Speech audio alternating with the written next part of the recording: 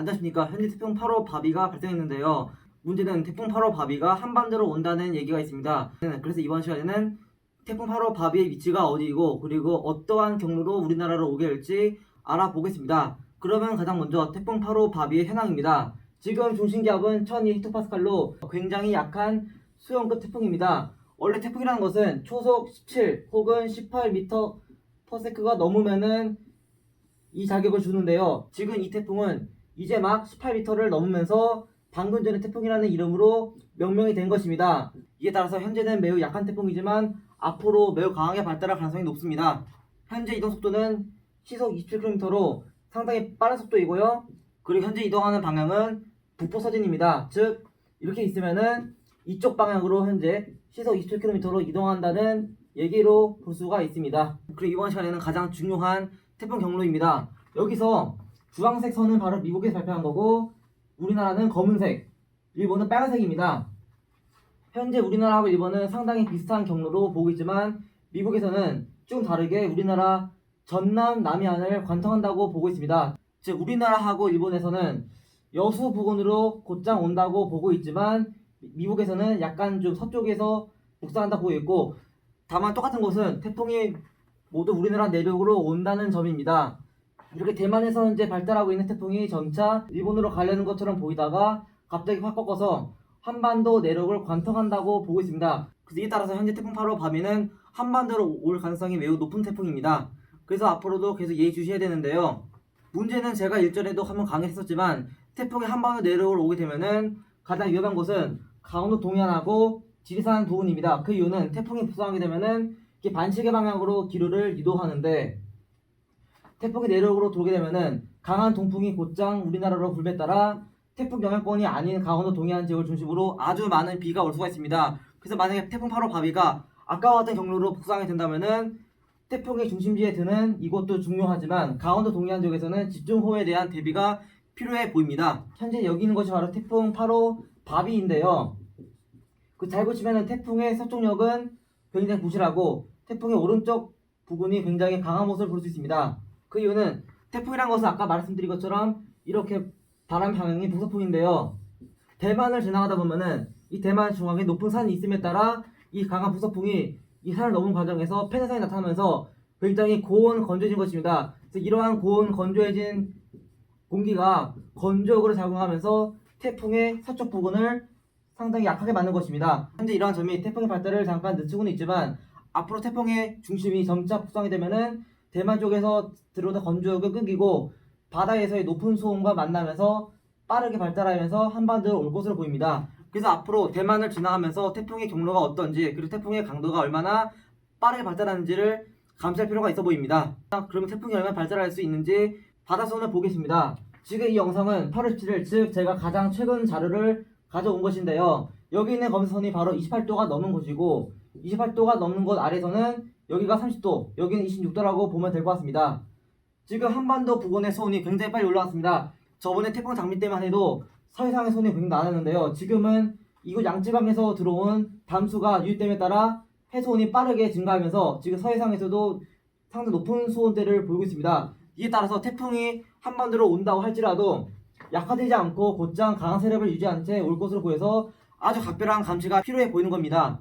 다시 말해서 태풍의 세력을 유지한 채 곧장 북상하기 때문에 매우 위험하다는 것이고, 전체적으로 수온이 매우 높아서 이곳까지 올 때만 해도 태풍은 계속 발달하다가 남해안 부근에서 발달한 멈추되 여기서까지 발달했던 그 세를 가지고 우리나라로 오기 때문에 남해안 지역하고 우리나라 지리산 부근에서는 태풍의 중심부에 들 경우 아주 심한 피해가 우려되기 때문에 각별한 대비가 필요해 보입니다. 그리고 이 자료는 바로 태풍의 강도를 보여주는 CI 지수입니다.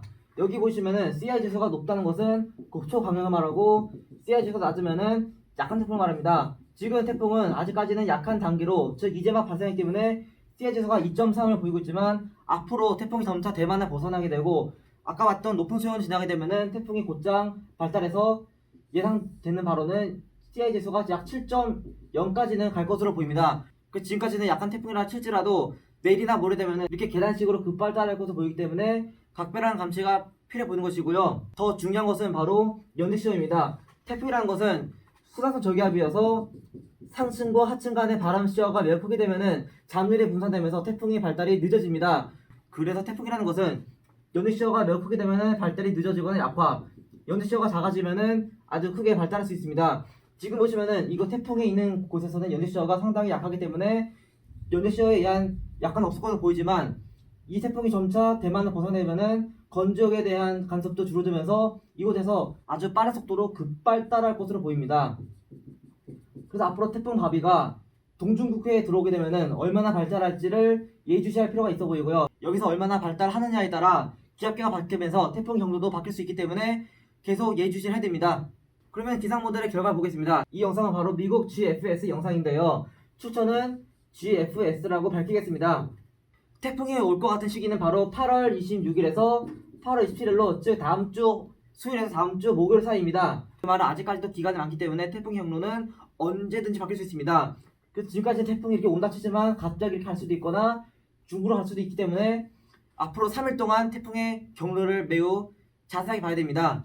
현재 나온 발언은 미국 GFS에서는 태풍의 중심이 이거 부산 앞바다를 관통하면서 강원도 동해안 중심으로 매우 많은 양의 비가 올 것을 보이고 있습니다. 아까 봤듯이 태풍이라는 것이 한반도 내륙을 조금이라도 건너게 된다면은 곧장 동풍이 불어오기 때문에 강원도 동해안 지역을 중심으로 많은 비가 올 수 있어서 이번 폭우의 최대 고비 지역은 바로 강원도 동해안 즉 강릉하고 속초 혹은 삼척 일대입니다.